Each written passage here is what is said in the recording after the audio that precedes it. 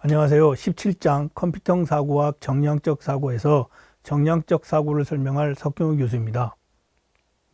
이 부분에서는 7장 정량적 사고 이해하기, 2장 정량적 사고와 수표현, 정량적 표현의 지각적 한계, 그리고 자료 후 그래픽 표현에 대해서 공부하겠습니다. 학습 목표, 2장의 학습 목표는 정량적 사고와 컴퓨팅 사고를 기반으로 과학적 사고력을 함양하는 데 목적이 있습니다. 일상생활에서 마주하는 다양한 양적 데이터를 이해하고 맥락을 파악해서 합리적 판단을 내리는 훈련을 목적으로 하고 있습니다. 수를 이해하고 표와 그래프를 이해하고 비합리성과 합리성을 구분해내는 과학적 문해 능력을 기르는 것이 목적입니다. 과학의 힘은 확실성이 아니라 우리의 무지가 어디까지인가를 날카롭게 비판하는 인식에서 나오는데, 과학적 사고는 컴퓨팅 사고와 정량적 사고의 하부 개념으로 생각하시면 좋을 것 같습니다. 그러면 컴퓨팅 사고는 컴퓨터처럼 사고하는, 그러니까 과학적 사고를 돕는 하나의 사고 방식으로 컴퓨터처럼 사고하기, 일명 컴퓨팅 사고라고 하는데, 컴퓨터는 일 처리함에 있어서 문제 해결을 위해서 어떤 논리적 비약도 없이 주어진 일정한 절차에 따라서 정해진 방식대로 하는 방식이 컴퓨팅 사고입니다. 그러면 정량적 사고는 양적인 관계를 기반으로 하는 합리적 사고인데, 여기서 정량은 흔히 정성에 반대되는 용어라고도 하고, 양을 결정하느냐 성질을 결정하느냐의 차이입니다. 간단히 영어로 what 또는 how many 정도로 설명하면 될 것 같습니다. 즉, 정량은 양적인 관계를 수로 산출하여 기록하는 것으로 정량적 사고의 핵심이 수라고 할 수가 있습니다. 과학에서 수는 소위 필수 영역인데, 과학에서 질문을 얻기 위해서는 실험을 수행하고 그 실험을 상당 부분은 무언가를 재는 부분, 측정, 원도를 재거나 길이를 재거나 하는 행위를 말합니다. 순천대 필수 교양교과 과목인 정량적 사고, 컴퓨팅 사고에서는 수는 우리의 지각의 한계와 과학이 열어주는 확장된 세계를 인식하고 정의하는 핵심 도구로 이행될 것입니다. 여기서 미적분, 삼각함수, 행렬과 같은 일반적으로 과학에서 요구되는 고급 수학 지식은 필요하지 않고, 다만 양을 측정하고 재는 데 필요한 사칙 연산과 매우 큰 수와 작은 수를 표현하는 도구로서의 기초적 지수함수가 조금 필요할 뿐입니다. 그 역사적으로 정보는 극히 제한적인데, 요즘 같은 세상에서는 데이터가 정보가 곧 권력이고 돈입니다. IBM 발표에 따르면 지난 10년 사이에 존재하는 모든 정보의 90%가 만들어진 것이라고 하고, 이런 정보 같은 경우에는 신뢰도가 높은 것도 있지만 낮은 것도 허다합니다. 흔히 말하는 거짓 뉴스가 존재하기도 합니다. 우리나라에서도 가짜 뉴스와 거짓 정보로 가득한 SNS, 유튜브 등 개인 미디어 문제나 사회적 문제거리이기도 합니다. 그래서 합리적인 분석이 필요한 모든 문제를 다룰 가장 효과적인 방법은 과학적 사고 습관을 기르는 것인데, 이 과학적 사고는 정보를 평가하고 그 맥락을 파악하여 결과를 도출하는 데 도움이 됩니다. 여기에서 붕어빵 홍보 문구를 보게 되면 붕어빵 한 개에 300원, 3개 1,000원. 여기서 문제점을 발견을 했다면 이게 정량적 사고의 출발선상에 있습니다. 이게 한 개에 400원일 수도 있고 400원이면 이게 1,200원일 수도 있는데, 이러한 문제점을 파악한 자체가 정량적 사고의 출발선이라고 할 수가 있습니다. 컴퓨터를 이용해서 문제를 해결하고자 할 때는 반드시 알고리즘을 활용하는데, 컴퓨터 관련 과에서는 컴퓨터를 사용해서 다양한 알고리즘의 종류와 특징, 적용 방법들을 학습하고 있습니다. 그런데 우리는 과학적 사고를 기르는 데 목적이 있으므로 정량적 사고와 컴퓨팅 사고에서는 그런 전문가적인 내용은 다루지는 않습니다. 정량적 사고와 컴퓨팅 사고의 이런 목적은 세상의 복잡한 문제들을 해결하는데 매우 효율적인 알고리즘적 사고로 무장해서 마치 컴퓨터가 일을 처리하듯이 정해진 절차에 따라 논리적 비약이 없이 목적을 달성하는 방식을 이해하고 연습하는 것이 정량적 사고와 컴퓨팅 사고의 목적이라고 할 수가 있습니다. 정량적 사고 습관을 통해서 과학의 작동 방법을 이해하고 과학이 열어준 넓고 풍부한 세계를 경험하기 위함입니다. 그리고 이를 위해서 수를 이용하고 표와 그래프로 표현된 데이터를 이해하고 기본적인 확률을 이해하고 비합리성과 합리성을 구분해내는 과학적 문해 능력을 향상시키고자 합니다. 컴퓨팅 사고와 효율적인 알고리즘적 사고를 이해함으로써 논리적 비약 없이 주어진 문제를 해결하고 복잡하고 난해한 현실적 문제를 합리적으로 해결하는 방식을 경험하고 컴퓨터 코딩, 복잡한 알고리즘을 상상하며 미리 주눅들 필요는 없습니다. 2장 정량적 사고와 수 표현에서 그 수를 표현하는 방법으로 지수 표현 방법이 있는데요. 지금 기사를 표현함에 있어서 짧은 기사지만 많은 수가 표현될 수도 있지만 수 표현 없이 표현하는 기사가 있을 수가 있고요. 수를 표현한 어떤 기사가 있을 수가 있습니다. 이렇게 수를 사용함으로써 정보의 질이 향상이 되는 장점도 있지만 이 장점에서 이 정보가 오류가 발생할 수 있는 단점도 존재합니다. 이게 바로 정량적 사고이기도 합니다. 그 중에서 수를 표현하는 지수 표현 방법을 자세히 알아보도록 하겠습니다. 지수 표현 방법에서 현재까지 인류가 발견한 태양에서 가장 멀리 있는 큰 곰자리 방향에 있는 GNZ11로부터 지구까지의 거리는 1, 3, 공이 많죠. 여기서 공이 25개 정도 됩니다. 이만큼 떨어져 있고 또 다른 예로 탄소나 산소 원자 같은 작은 물자의 입자의 크기가 현미경으로 봤을 때 0.00002mm로 알려져 있는데 여기서는 0이 9개가 있습니다. 그래서 이러한 과학이 열어준 놀라운 세상과 달리 이를 수를 표현하다 보니 굉장히 많은 불편함이 있는데 이 불편함을 덜어주는 게 지수 표기 방법이라고 할 수가 있습니다. 이러한 표현 방법을 과학적 표기법이라고 표현하고 있습니다. 그러면 지수 표현 방법은 보시면 n 곱하기 10의 n승이라고도 표현을 해서 10의 n승계 우위자리만 표현을 하고 있어서 10의 n 보시면 마이너스 1, 마이너스 2, 10의 1승, 2승 이런 식으로 지수 표현을 과학적 표기로 하고 있습니다. 자, 그러면 우리가 쓰는 십진진법에서 n 곱하기 10의 n승으로 표현을 할 때 실질적으로 거기에서 우리가 지수 표기로 한다면 n의 숫자만 표기를 하기도 하고 1보다 작은 수는 음수를 표현함으로써 n의 자리를 표현하기도 합니다. 그런데 여기서 0.9 같은 경우에는 굳이 9 곱하기 10의 마이너스로 표현할 필요는 없고요. 아까 처음에 표현드렸던 은하에서 굉장히 큰 0이 많은 숫자, 0이 적은 숫자, 아주 큰 숫자와 아주 적은 숫자를 표현할 때 지수 방법을 표현합니다. 그러면 1.3 곱하기 10의 26 떨어져 있으며 크기 적은 것 같은 경우에는 2 곱하기 10의 마이너스 10의 크기로 표현을 해서 나중에 지수 표기법으로는 1.3의 지수 26만큼 떨어져 있으며 전자현미경에서는 지수 마이너스 10만큼 떨어졌습니다 라고도 표현하기도 합니다. 과학적 표기 방법으로 대수, 로그 표현 방법이 있는데 과학에서 수를 표현하는데 유용하게 쓰는 게 대수, 로그 함수입니다.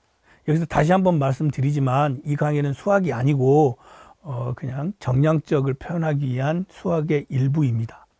로그 함수는 수학적 의미라기보다도 단지 수를 표현하는 대신의 수를 표현하는 것을 표현하고 있고요. 이를 역시 매우 큰 수와 매우 작은 수를 쓰는 과학적 표현에 유용하게 사용하고 있습니다. 예를 들어서 10의 8승의 상형 로그를 취하면 8이 되는 식입니다. 일례로 무한대가 아닌 굉장히 큰 수를 흔히들 9골, 요즘 9글이라고도 하는데 9골은 10의 100의 제곱을 가리키는 수입니다. 그래서 우주를 다루는 어마어마한 숫자를 표현함에 있어서 로그 형태를 취하기도 하는데 조금 전에 보셨던 은하 GN Z11의 거리는 확실히 10의 26보다 크고 10의 27보다 작은데 이게 사격 로그를 취하면 26과 27 사이에 적은 수 같지만 로그니까 굉장히 큰 수임을 잊지 말아야 될 것 같습니다. 그리고 이게 지금 지수로그를 표현하는 우리 예전에 했던 수학 정석에 했던 푸는 방법인데 아마 여러분은 어느 정도 이 부분을 인지하고 있을 거라고 이해하고 있습니다. 그래서 이 지수로그에 대해서 우리가 흔히 쓰는 엑셀, 스프레드시트에서 과학적 표기 방법은 3.2 곱하기 10의 10승이면 이걸 표현할 때 3.2 영문자 2, 대문자 2, 그 다음에 10이라고도 표현합니다. 흔히들 이게 소문자 2라고도 표현하기도 하고 대문자 2라고 표현하기도 하는데 이게 컴퓨터에서 표현하는 과학적 표기 방법 중에 하나입니다. 당장 엑셀에서 저 위에 있는 숫자를 입력하면 칸이 시트 크기에 따라서 다음처럼 표기가 될 것임을 볼 수가 있습니다.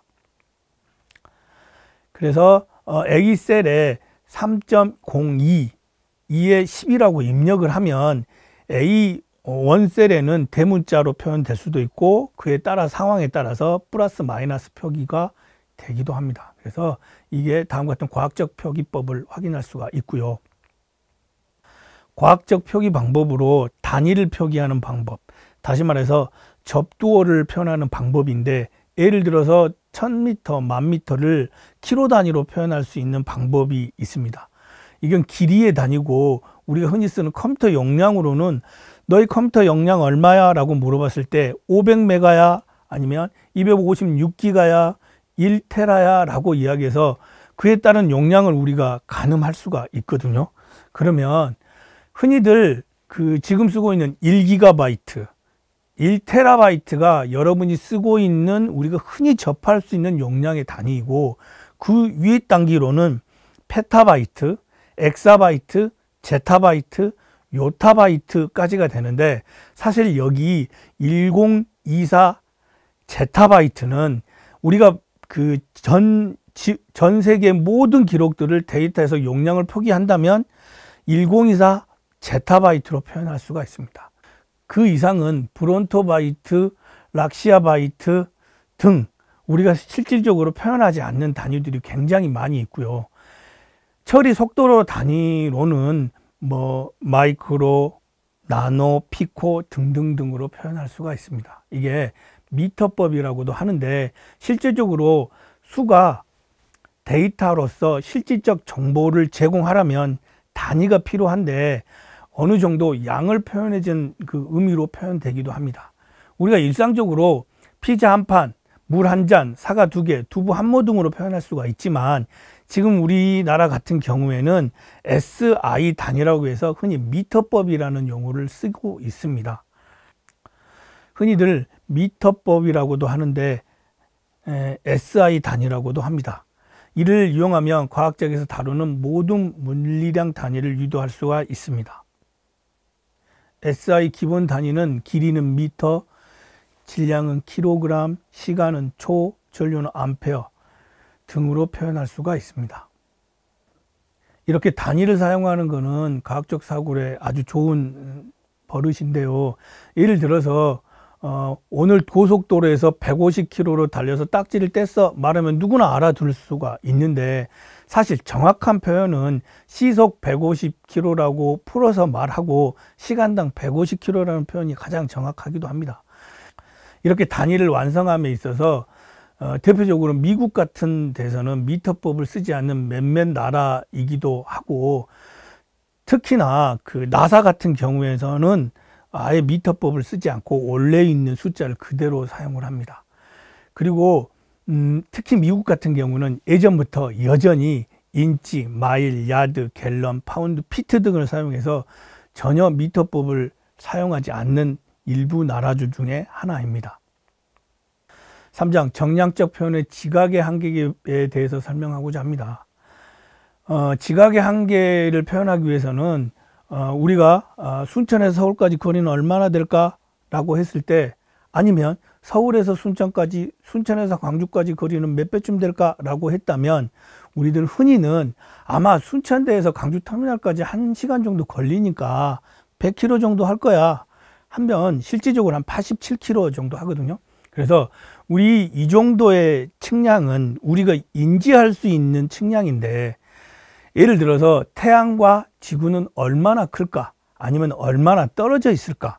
혹은 원자 핵의 크기가 축구공 크기라면 전자는 얼마나 클까? 얼마나 떨어져 있을까? 라고 한다면 이거에 대한 부분은 우리 경험에서 한참 벗어나기 때문에 실질적인 거리 정보로 표현하기에는 애매하기도 하고 표현의 한계가 있습니다. 이게 지각의 한계라고도 하는데, 그림에서 보시면 우리가 알고 있는 지구 그림이 있고요. 그 다음에 화성 그림도 있고요. 금성 그림도 있고요. 바로 옆에를 보면 목성 그림도 있고요. 그에 따른 토성 그림, 조그맣게 보이는 지구 그림도 있을 수가 있습니다. 여기서 아마 목성이 제일 큰데, 또 밑에 그림을 보게 되면 태양과 목성을 비교하면 굉장히 큰 차이가 난 것을 볼 수가 있습니다. 이게 실질적인 물리적인 크기를 표현한 것이고요.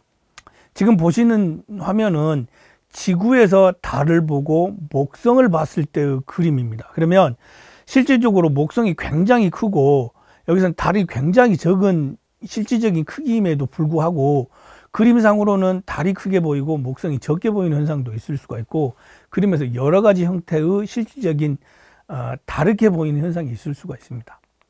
그렇게 해서 이러한 지각의 한계에 대한 부분을 굳이 숫자로 표현을 한다면 이러한 부분에 대해서 약 100억의 100억 배, 100억 배의 100억 배의 100배만 배쯤이라고 표현한다면 10의 9승, 10승 굉장히 많은 숫자의 영역을 표현할 수가 있습니다. 그래서 이걸 이미 유추할 수 없으니까 우리가 이거를 축적, 아니 지각의 한계를 넘어설 수 있는 다르한 표현을 하고자 합니다.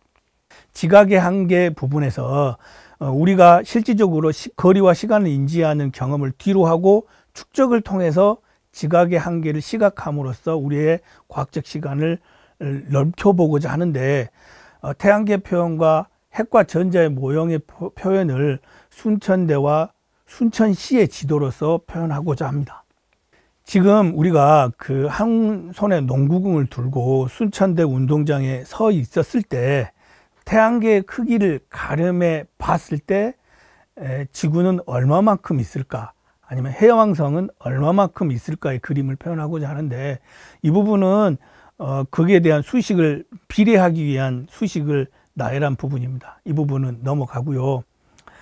실질적으로 그림을 보게 되면 우리 그 구글 지도 맵인데, 우리가 순천대학교 운동장에서 농구공을 들고 있을 때 태양과 지구와의 거리는 26m 정도 되고요. 태양에서 해왕성까지의 거리는 우리 보면 저기 우리 동천까지의 거리까지가 아무래도 실질적인 태양과 해왕성, 지구의 거리가 될 것 같습니다. 그래서 우리가 이거를 표현한다고 한다면 우리가 수금지와 목토 천해명에서 일괄적으로 표현하기도 하는데, 다음과 같이 표현하면 굉장히 큰 거리인 걸 알 수가 있죠. 또 다른 애로 엄청나게 적은 전자, 원자 부분을 순천시의 부분으로 표현하고자 합니다. 그러면 실질적으로 원자와 전자, 양성자와 중성자의 그림을 우리가 다른 화학적 책이나 다른 교재에서 이러한 그림으로 많이 봤을 건데, 사실 이 그림상으로 놓고 봤을 때는 핵과 전자의 거리가 굉장히 가까운 것처럼 보이지만, 실질적으로 뒤에 그림에서 보게 되면 핵과 전자의 거리는 아마 태양과 해왕성의 거리만큼 떨어져 있기도 하고 크기도 틀리기도 합니다. 우리가 이제 이거를 원자 모형의 크기를 계산한 식, 전자 모형, 핵의 모형의 크기를 계산한 식입니다. 여기까지는 알 필요는 없고요. 지금 농구공을 들고 있었을 때 24cm의 농구공이 핵이라고 가정한다면 전자가 위치한 거리는 1.2km, 그러니까 지금 순천대 운동장에서 동청보다 훨씬 멀리 떨어진 부분, 그러니까 여기서 굳이 표현을 하자면 순천시청보다 좀 먼 거리지 않을까라는 생각이 듭니다. 그래서 이런 지각의 한계를 벗어나고자 축적으로 표현한 애이기도 합니다. 그래프에 대해서 정의를 하면, 그래프는 그리스어인 그라포스에서 유래되어 있는데 여러 가지 변수를 시각적으로 표현하는 것을 그래프라고도 하고요. 이 그래프의 목적은 시각화하는 요약 과정을 통해서 우리가 얻고자 하는 정보를 눈과 뇌에 적절하게 인지하도록 하는 목적이 있습니다. 다음 그림에서 보는 것과 같이 표 그래프, 그 다음에 로그 그래프, 여러 가지 형태의 그래프가 표현될 수 있습니다. 자, 그러면 그림 첫 번째 용도로 그 그림 1번과 같이 X축과 Y축으로서 자세한 정보는 보이지는 않지만 이게 Y축의 크기와 X축의 시간이 지나면서 어떤 형식으로 데이터가 변하는지를 한눈으로 볼 수 있는 형태가 됩니다. 이 표는 우리 국내 도시에 관측된 미세먼지의 농도를 나타낸 그림인데 어떻게 시간이 흐를수록 점점 줄어드는 데이터는 보이죠. 그러니까 우리가 얻고자 하는 데이터는 미세먼지가 점점 줄어들고 있다라는 수치가 보입니다. 이렇게 그래프는 다양한 종류로 표현되기도 하는데 대부분 선 그래프, 시계열 그래프, 선 그래프와 시계열 그래프는 같은 형태로 표현되기도 하고요. 막대 그래프, 히스토그램, 삼포도, 등고선 그래프로 표현할 수가 있습니다. 여기서 선 그래프를 설명을 드린다면 선 그래프는 가장 단순한 형태의 그래프로서 세로축과 X축으로 구분할 수가 있는데 대부분 다른 형식의 용도로는 시계열 그래프라고도 하고 시간의 흐름에 따라서 어떤 값들의 변화를 그리는 그래프로 가장 많이 사용하고 있는 그래프 중에 하나입니다. 여기서 보면 1월부터 12월에 해당하는 매출량을 보여주고 있는 그림인데 물론 어떤 상황에서는 정확한 수치를 보기도 하지만 어떤 부분에 대해서는 증량과 감량의 데이터를 보기도 합니다. 그래서 피크와 미니멈을 보게 되면 부득이하게 올라가는 시점과 내려가는 시점을 한눈에 확인할 수 있는 선 그래프를 볼 수도 있습니다. 그리고 이러한 시계열은 일정 시간 간격으로 배치된 데이터의 수요를 의미도 하는데 대표적인 시계열은 주식 시황을 나타내는 데 사용하기도 합니다.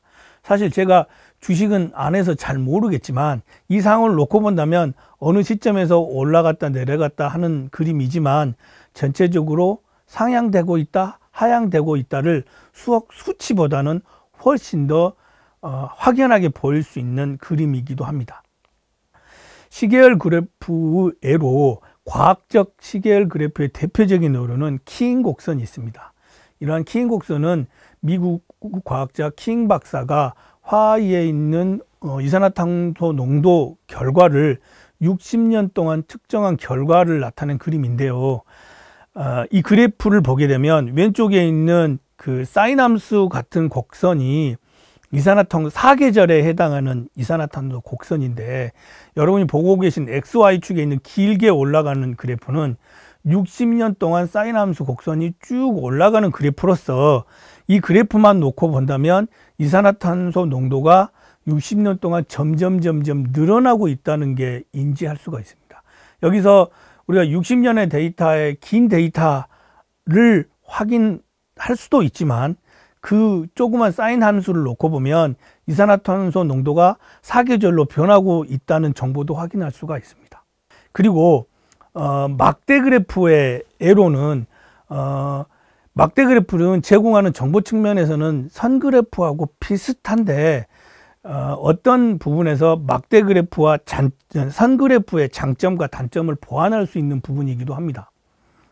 지금 여러분이 보고 계신 게 수학과 국어 점수인데 왼쪽에 있는 막대 그래프하고 그다음에 오른쪽에 있는 막대 그래프를 놓고 보게 되면 어떤 그래프에서는 점수가 균일한 것이 보일 것이고 오른쪽 그림에서는 점수 차이가 많이 난 것이 보일 수가 있습니다. 그래서 어떤 정보를 확연하게 보여주는 막대 그래프로도 표현할 수가 있습니다.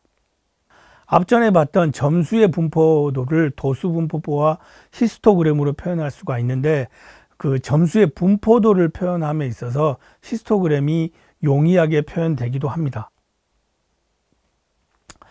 그리고 삼포도인데 그래프의 목적이 시각화인데 다음 그래프를 보게 되면 독신 여성, 남성이 희망하는 파트너 연령을 보여주는 삼포도인데 왼쪽에 보시면 여성이 남성을 원하는 그래프를 보게 되면 그 나이대에 근접한 남성을 찾는 반면에 남성 같은 경우에는 나이가 들수록 20대, 30대 의 여성을 찾는 경향이 있습니다. 그래서 정확한 데이터가 아니라 남성과 여성의 경향을 파악할 수 있는 그림을 그래프로 표현할 수가 있습니다. 마지막으로 포유류 몸체와 뇌의 질량 간의 상관관계를 보여주는 삼포도 그림인데요. 왼쪽에 그림을 놓게 보게 되면 삼포도 그림으로 왼쪽에 밀집해서 점이 표현되어 있고 다른 점은 상당히 오른쪽 위에 표시되어 있어서 뇌하고 질량의 관계를 표현할 수가 없는데 이쪽 그림을 로그 함수화 시켜서, 그러니까 제일 첫 시간에 했던 작은 거를 크게 표현할 수 있는 로그 형태로 취하게 되면 포유류 몸체의 질량과 뇌의 질량 관계의 상관관계를 표현할 수가 있습니다. 이렇게 컴퓨팅 사고와 정량적 사고에서 제가 맡은 정량적 사고에 대해서 설명드렸습니다. 이상입니다. 고생하셨습니다.